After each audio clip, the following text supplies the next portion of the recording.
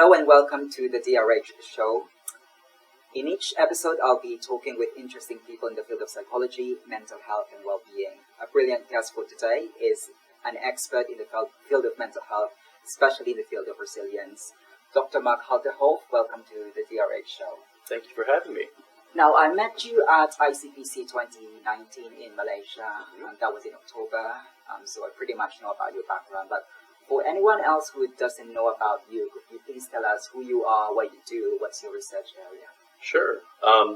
Well, I work as a lecturer at the University of Edinburgh, and specifically I teach in the field of clinical psychology, as you said, and I teach psychological therapies to postgraduate and undergraduate students.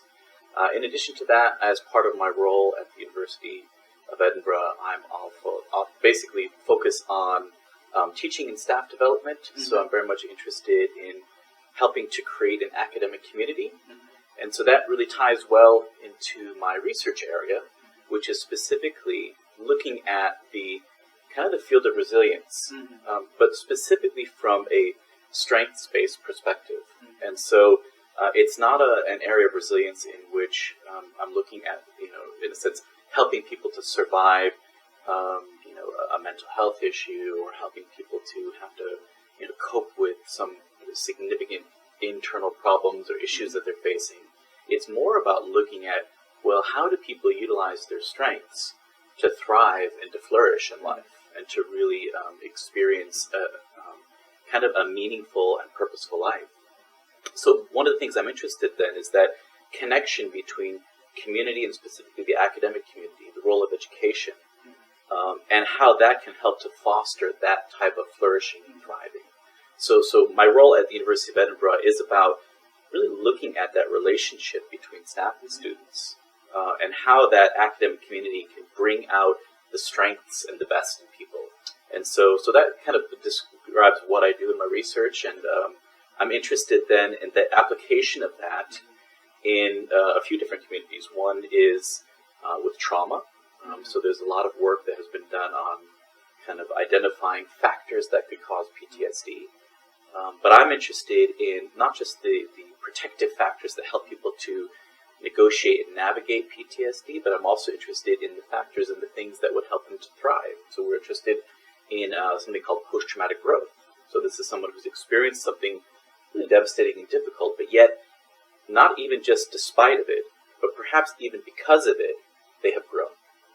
A second community that I'm interested in is in lower middle income countries, and so sort of countries that perhaps don't necessarily have the same resources when it comes to mental health, and specifically psychological and psychiatric services.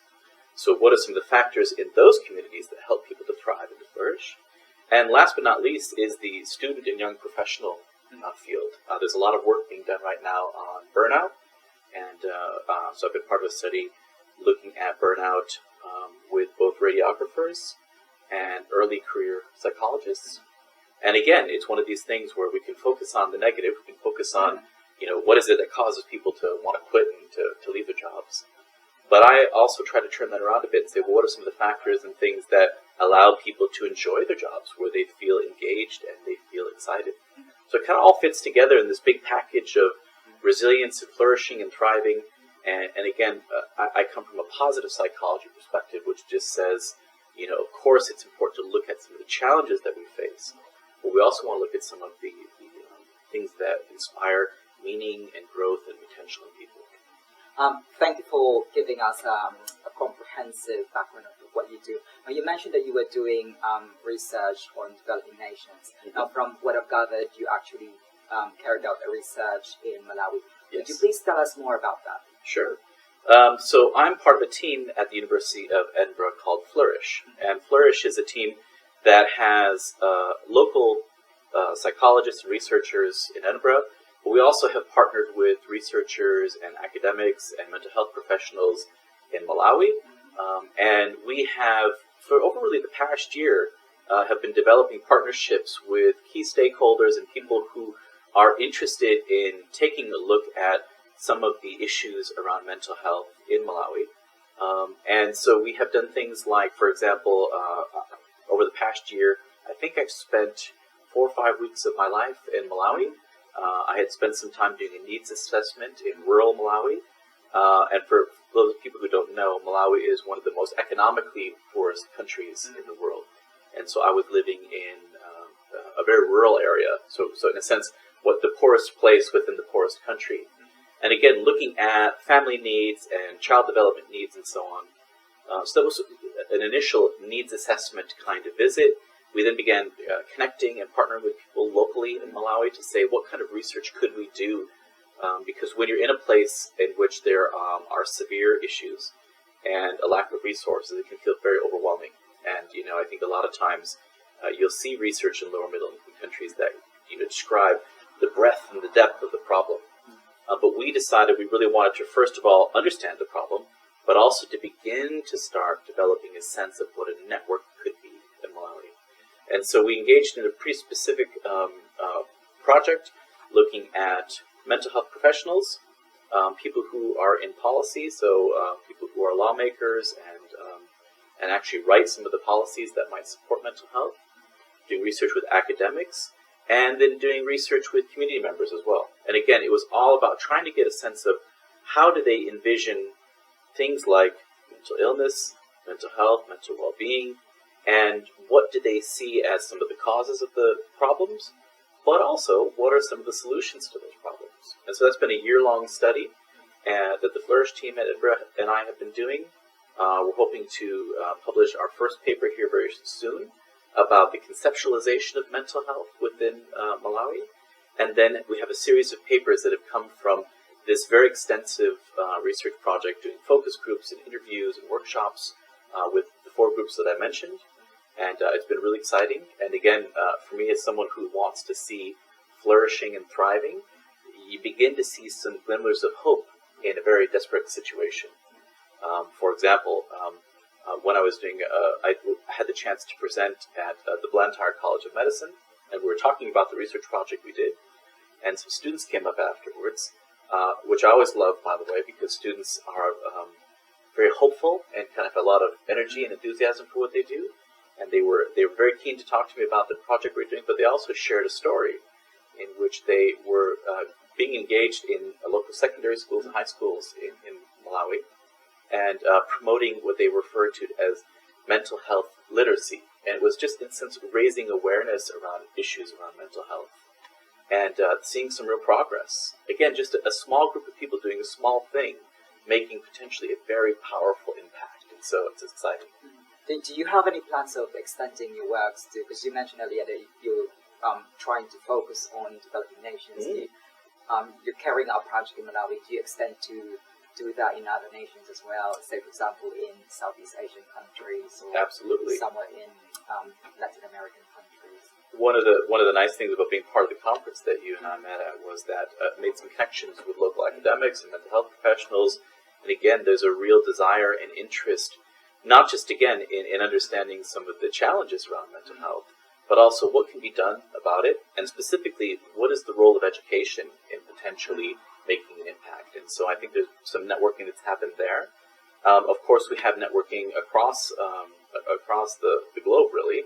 But even just most recently, there's been some work looking at Syrian refugees who've been resettled throughout Europe, specifically in Spain and in Italy and in Scotland, and trying to understand a bit more about how do some of these families and individuals who have come from a very challenging place end up having an opportunity to find a community and to make something of their lives and to do something really powerful. And what are some of the issues and ways that we can support them? So I think it is expanding beyond Malawi into other areas, and I'm excited to see where it's going to go next. Now, listening to what you've been doing, the projects that you've been carrying out, I just sense that there's really a strong passion for mental health. Could you please tell us why that is so? Okay. I think in addition to being an academic, I have worked in a variety of different types of clinical settings. So I've worked in Los Angeles, I've worked in Chicago, and of course I've even done some work here in the UK. And so I've been a part of a lot of different situations. This could be private practice models. So you're sitting in, for example, in the US, oftentimes mental health services are based on a fee. and of course insurance might reimburse it, but it's more of a market-driven model. I've worked for NGOs and charities where again it's not a financial model involved in mental health services, but it's something which you're addressing a community where there's significant issues. I have been a part of working at a variety of different places. The Los Angeles Gay and Lesbian Center.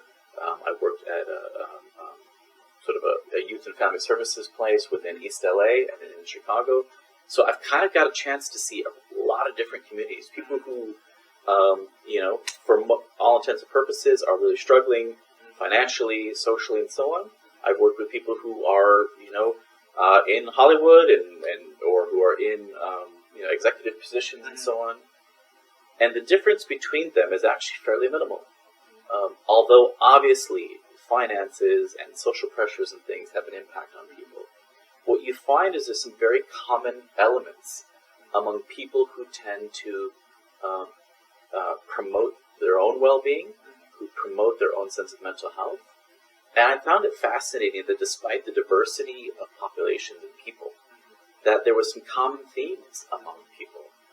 And so I really had an interest in finding out more, what are those things that help people, regardless of their background, regardless of their life circumstance, to continue to pursue what is meaningful to them, what gives them a sense of purpose, but what also, in a sense, kind of helps keep them going and surviving and thriving. I could say that you've been quite busy carrying out a lot of projects and also writing books, and that's on top of your teaching, of course. How do you find time doing all these sorts of things? I get asked that question a lot. I'll tell you this. Part of what happens is that when you find the thing that you're passionate about and excited about, it stops feeling less like a job and more feeling like an expression of your life. And as corny and as hokey as that sounds, it actually becomes just who you are. And so there's times in which it's hard to know when I'm working and when I'm just enjoying what I'm doing. And I think when you find something that you're passionate about and you really enjoy, you get into that state of flow. You get into that state of being fully engaged with what you do. And so, when I'm at the gym or if I'm on the train or whatever, I'm thinking about these things because they're interesting to me. And I think because it is so much a part of who I am and what I'm interested in, it makes it more manageable to do quite a lot of different things. Now, of course, everybody's job is difficult and everybody has different kind of time pressures. But as an academic, one of the beauties of that is that really it becomes about your whole life incorporating what you're interested in. So you might, be having conversations like this. You might be having conversations with other people. You might be writing. You might be teaching. But it all sort of flows within this kind of unified theme of who you are. And when you're in that place, I think you can create and produce a lot. When you find people who love what they do, you'll find that they're actually quite productive. People will ask me, do you like your job? And I say no. I say, I love my job. I love what I do. And so for me, taking days off and, we're about to enter into the time of taking some off from work, I will do that. And of course, it's important to have that time off. But it's not thank goodness I don't have to work anymore. It really is a chance for me to say, okay, I'm going to take some time to quiet, but I'm excited to get back to work. I really look forward to it. You obviously had your training in the US and now you're based in the UK. So could you just cite some key differences between the US? Of course, it's a large state, but predominantly was the prevailing practice in the US and then in the UK as well? I think there's a lot of differences. The first and foremost is that the system of support here in the UK for people who want to become psychologists is incredible because, first of all, oftentimes the tuition is reduced, or they might have opportunities to work within the NHS, in which, in a sense, they really don't have the same financial burden that a student in North America will have. And so I find that, that's an incredible way to give back to society, is when governments and things like the UK government will invest in the students so that they can have the return back of people who are working within the NHS, within the field. And that is a wonderful thing.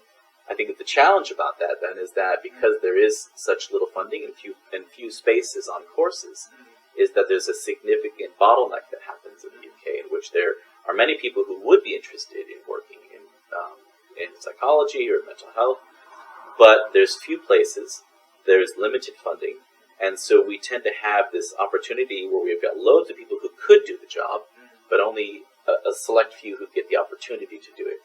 And when you have situations in which, for example, in certain counties, for example, a county like ours, where there's very long waiting lists for people waiting for mental health services, it seems like a real shame that we have people who could be doing this work, but yet haven't had the opportunity. And so I think that the system is great in that it supports people financially, but there's limitations in who can train. I think the second biggest difference has to do with a bit of a theoretical orientation. So who has that theoretical orientation? Yeah, I think, from a North American perspective, again, this has been a while since I was in postgraduate school, but it was very much the idea of having a multimodal approach or an integrative approach. It wasn't, I'm a person-centered therapist, or I'm a cognitive behavioral therapist, or I'm a humanist or existentialist, or family systems, or all the different ways that you can practice psychotherapy. I find that it was more about knowing at least something of each. And for example, when you would take your exam, or as part of even the process of supervision, you would be expected to become familiar with many approaches. And what I find in the UK specifically is that there are people who are very much kind of on board with one approach, and that's what they do. And they might know about the other approaches, but they're fairly diehard in the sense that this is my approach. And I think, frankly, that is concerning to me, because it's almost as if you had this toolbox with many different types of tools, and you pick one up and say, I'm a hammer guy. I only use the hammer. Now, the hammer can do a lot of things, but there's some things the hammer can't do. And you've got people who are trying to fix things with a hammer that probably shouldn't be fixed with a hammer. So I really strongly encourage my students that even if there's a lot of pressure to kind of, focus on one type of approach, that they are become familiar with many approaches and have lots of different tools at their disposal. And I'm also curious, because in the UK, the title psychologist is a protected title. I'm not sure if that's the same thing in the US.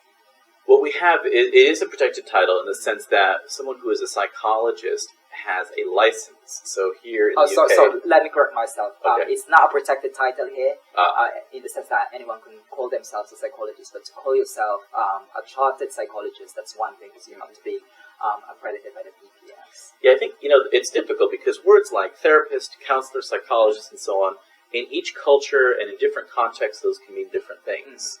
For example, in the UK, to be a registered psychologist means that you have gone through the HCPC and you have gone through the criteria that they have to be a psychologist, which is a doctoral level type degree, in which you've had a specific kind of training and a specific kind of experience, and then you're designated a registered psychologist.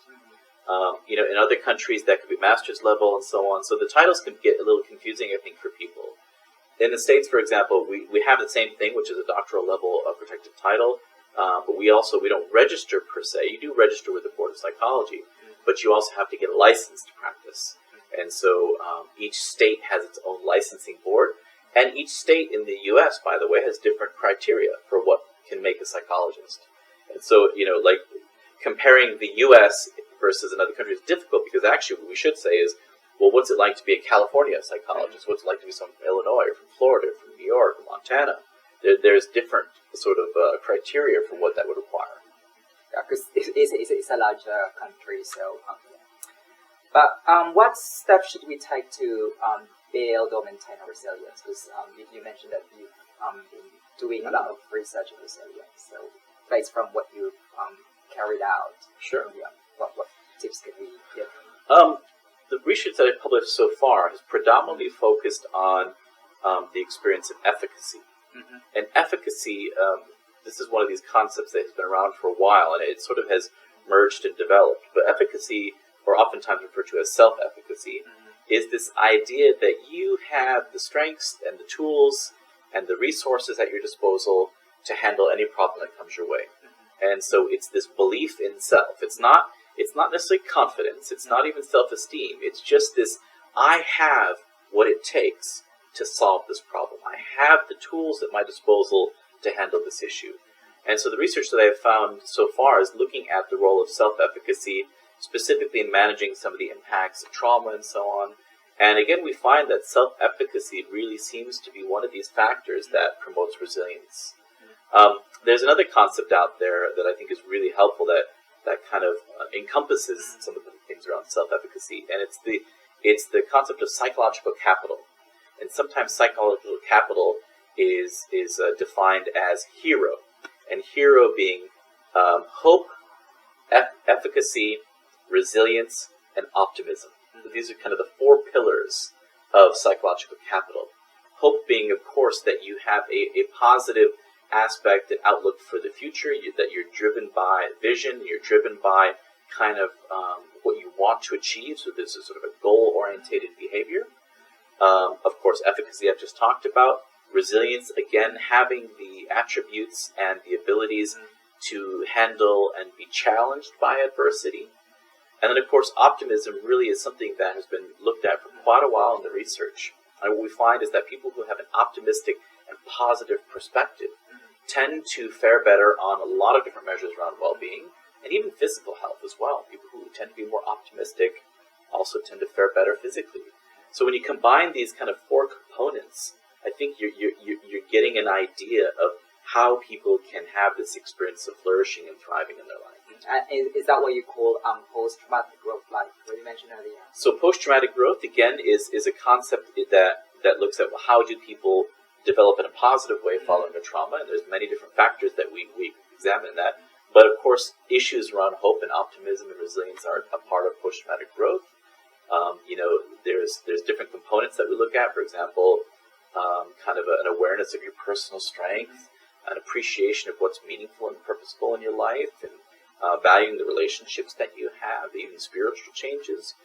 There's many different aspects to it, but it's the same kind of concept that you are drawing upon who you are and aspects of who you are in order to handle something that was very difficult.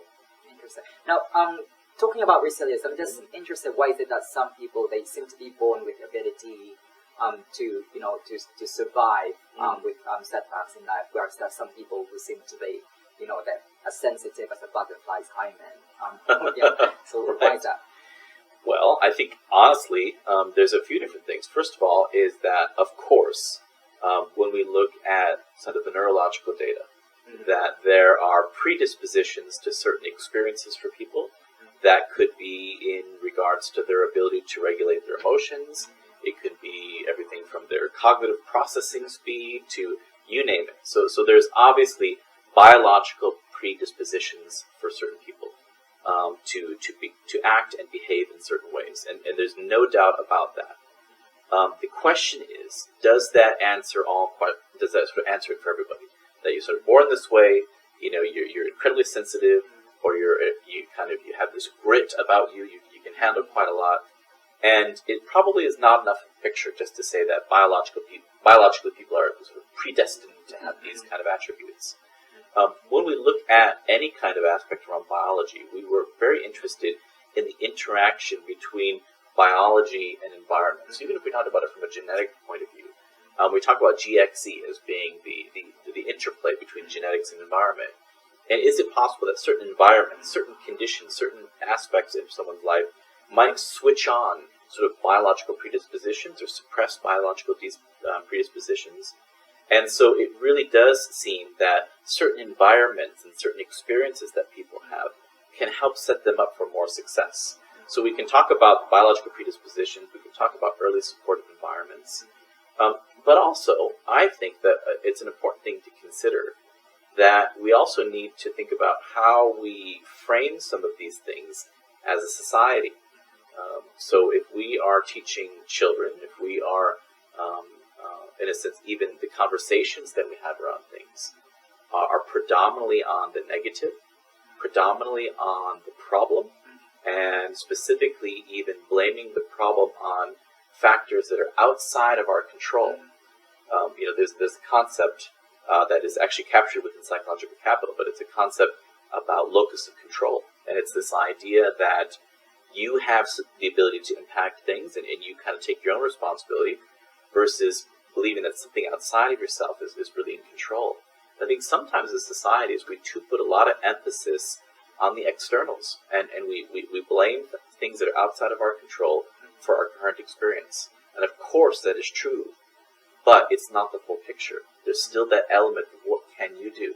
I think as societies, we shortchange our people when we teach them how to become victims. Yeah,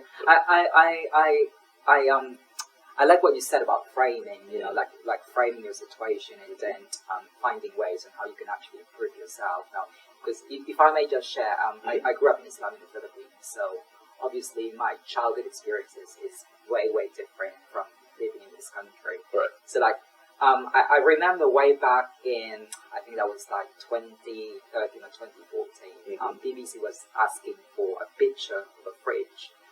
And so I shared a picture of our empty fridge and sent it to BBC, and they picked up the story. And then, because I put a caption that this is an empty fridge, but I said, I don't really feel poverty because of this empty fridge. I don't feel poor. Because I said, this empty fridge is already a luxury. Because growing up, we don't have running water, we don't have toilet, we don't have electricity. Right. So this fridge is really a luxury to me. So I grew up in the Philippines, but that I always remind myself now of my childhood experiences, that like the experiences here, the struggles here, is really nothing. Right. So at one point I told my husband that one thing I learned about, I benefited from the experience of growing up in Islam. It really shaped me who I am, because grit, resilience, there's a benefit in growing up in Islam. So that story about the empty fridge, even the phrase empty fridge, it's like, you know, obviously it was empty. You know, we can't minimize that. We can't say that's okay. Like as a people, as individuals, we want to make sure you have what you need to survive and to eat and to really develop as a child and so on, and that's important. But your perspective of gratitude for what you had also then helps you to cope and manage with the times when the fridge is empty, and that flows very well within that kind of hope and optimism aspect of psychological capital. One of the things that we encourage clients and people who are trying to pursue mental well-being is to keep a gratitude journal. And it's something where they kind of sort of acknowledge what it is they're grateful for, even in tough times. And what we find is that, again, that is an incredible tool for people to use. And you also mentioned about something about the victimhood. This is actually quite close to my view of the world, especially with in this country. I'm not trying to invalidate other people's experience, but sometimes people talk about racism in this country or discrimination. And because since I moved into this country, I don't always attribute like what's happening with my life with discrimination and racism. But to be perfectly honest, I don't think this country is racist. So I think that going back to the framing and locus of control, I think it's the important message to convey to young people or to other people who's trying to promote a resilient attitude, is that message that you are actually in control of most aspects of your life, and if you could just harness that situation to improve yourself. I think that's an important message when it comes to positive psychology, when it comes to resilience. Yeah, I think it's important. You mentioned racism and poverty and so on. Again, I think I think one of the things that positive psychology gets criticized for is that it's this assumption that positive psychology is saying ignore all the bad things, ignore the actual racism that might exist, or ignore the empty fridge, or ignore poverty, or ignore mental illness, or ignore, don't even look at it. Just only focus on the positive. But I think actually it's about saying these things are real and legitimate, and we can face them, and we can understand them, but we can't just focus on that. We also need to focus on saying, well, what can I do about it? Yes, I might be in an environment which is not set up for me to succeed, but what can I do in order to have some success in life? What is within my power and my control, and to really put your focus on that, not to minimize or ignore the negative, but to put your energy into the positive, put your energy in what it is that you can do.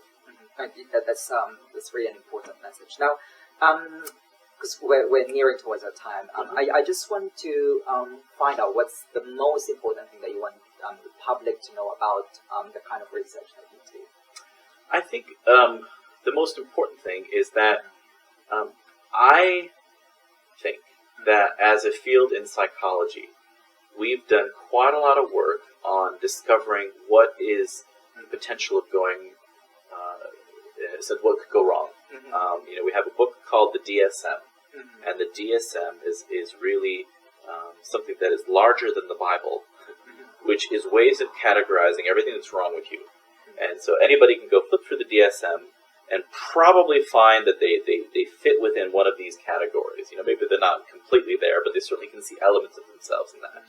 And so all new psychology students, for example, when they take abnormal psychology, every time we present a mental illness, they, oh my goodness, I have this. So we can easily see ourselves in that negative. I think the message I would say is that we need a book that is the same size, if not larger than the DSM, which actually describes and categorizes ways in which we do well, and ways in which we actually thrive. So if we're going to look at, let's say, just generally speaking, that 50% of marriages end in divorce, of course. So we're going to have a book on all the reasons that happen. What about the ones that don't? What about the 50% that don't end in divorce? Is it just, well, they didn't get the energy and get around to it yet, and they're just too lazy to get divorced? Or is it that actually they have a relationship which they like and enjoy? Well, let's look at that. Let's try to understand that. People who experience a trauma, 15-20% of them develop PTSD. That's something to look at. We have a book about that. What about the 80-some% that don't? How come? Why? Why is it that they face that and they're okay? There's many people who experience very difficult circumstances in life. There's an author I like, Viktor Frankl, who is an existential psychologist, and of course he was a concentration camp person. He survived that, and he writes about that experience. Now, I can't think of anything worse than that experience, and yet he talks about those moments of hope and those moments of thriving even in the midst of such a horrible circumstance. We need to know more about why that's there. So you'd like to be the next Viktor Frankl? Sure. Now, for those who would like to pursue a career in clinical psychology, or who would like to become a mental health professional, what would be your piece of advice for them? I think there's a couple different things I encourage students to think about. And the first thing is the question of who. And that means, who is it that you would like to work with? Whether that's children, adolescents, adults, or even more importantly, I think, as we have an aging population, is older adults. Think about, who is it that you would like to serve? Who do you find that you are drawn to and have a passion for? And then find out what those needs are among those populations, and then look for a qualification or a training or a degree that helps equip you to meet that need. So I really think it starts with who the people that you want to serve are, and understanding what it is that they might need from you. Secondly, is I think you have to ask the question of who again, but it's more about who are you? And there are people who go and pursue different lines within psychology, whether it's training as a mental health professional or as an academic or researcher or whatever. And it's very clear that they are working outside of who they are. Yeah, like you have to consider your skill set. Yeah. So you have to consider your personality, you have to consider your motivation. And I tell students all the time, if you're going into psychology to make money, there are significantly better ways to do that. Go into investment banking, go into IT or high tech. There's ways to make loads of money. Psychology is not that way. You've got to be drawn to psychology because of who you are. Yeah, and that also applies, I think, when you're applying for PhD, because a lot of people think that when you're doing PhDs, actually, well, it could potentially help you advance your career, especially if you're looking for an academic career. Sure. But it's not really a guarantee that it would double or triple your salary. It isn't a guarantee, and sometimes I think it could potentially, for some people, be a waste of time. Because in a sense, if they are working in a field that they enjoy and they have the current qualifications that allow them to do that work, it doesn't necessarily mean things are going to get better with having to do a PhD. We have people sometimes who are getting into postgraduate education, not because it's necessarily going to help them, but it's a delay tactic. It's a way to kind of stave off the inevitable. And I say, don't take the time to do a PhD or a master's degree or even an undergraduate degree unless you say, this is part of my journey. Because the bottom line is, it's awful to do a PhD. It's terrible. It's terrible to do a master's degree. It's hard to do undergraduate degree. It's hard to do any kind of education if you're just going through the motions and you don't have an end goal in sight and you don't see how this work is driving you to do what you want to do. If you can't see that, it is going to be a complete drudgery to get through any kind of education. And so I strongly recommend that people think about what it is that drives them and their passion before they start any kind of education process. Now, this is already my last question. This one is optional, but do you have any unpopular opinion about psychology or mental health? Now, you don't have to answer that, but if you wish, you don't have to jeopardize your career. I don't think this will jeopardize my career, but I would say this, and this is an unpopular opinion, and I've used this word many times, and every time I've said it in this interview, I kind of am cringing a little bit. And that is that I think it's time to kill the word mental health. Because mental health no longer, I think, represents what it was intended to represent. Because if you think about it, I've used the phrase mental health and mental illness today in our talking together. And do we see those two things as synonymous, as the same? Now, originally, we did talk about mental illness, psychological disorders, psychiatric problems, all these different phrases that focused on the dysfunction. Mental health was supposed to be about moving away from that and focusing on the function, focusing on how are we mentally healthy and so on. But that's not what's become of the word now. What we've done is we've basically just switched out mental illness and put mental health in it. And so we'll say, she's got mental health issues. We're not talking about... I'm also guilty of that. As a mental health blogger, I also use the word synonymously. Right. And I think it's got something to do with, we tend to popularize mental health. Now, we also glamorize it to some extent. And so I think that's the reason behind that we tend to, disregard the difference between mental health and mental illness. Well, there's actually a neurological reason why we do this. And it's one of the reasons that popular psychology draws skepticism. Our brains are designed naturally to identify the negative, to identify the threat, because it's how we survive. And so we naturally find out what are the problems, what are the issues, what are the difficulties, because we're preparing to survive. It's in the opportunity to move beyond that where we say, yes, we may have a natural inclination to focus on the negative, but actually, in order to go beyond just surviving, we've got to focus on the positive. And I think it's very easy for us to draw back into the problems and the issues that mental health represent. Well, really, we're talking about mental illness. But I think maybe it's best to kill off that word and find a word that you cannot make negative. I don't know what that word is yet. I say things like flourishing and thriving, but even the words like well-being, I get, we've got well-being issues. It goes back to being negative. So we've got to find a way to frame something that's untouchable, that stays positive. But I think for now, we need to kill off the word mental health. And I think that might be very unpopular, considering, by the way, that I teach on a program which is entitled a mental health degree. Yeah. So we'd have to rename some titles. I'm sure the admin at my university would not like my suggestion, but there you go. Yeah, I think at this juncture, we could just kill the word first and then find a replacement, maybe in the next 2 decades, probably. Well, it's been an insightful conversation with you, Dr. Hoelterhoff. Unfortunately, our time is up, but it's been a pleasure talking to you, and thank you for sharing your time and expertise. Thank you. And I look forward to hearing your work, and thank you for joining me in the DRH show. Thank you for having me. Thank you.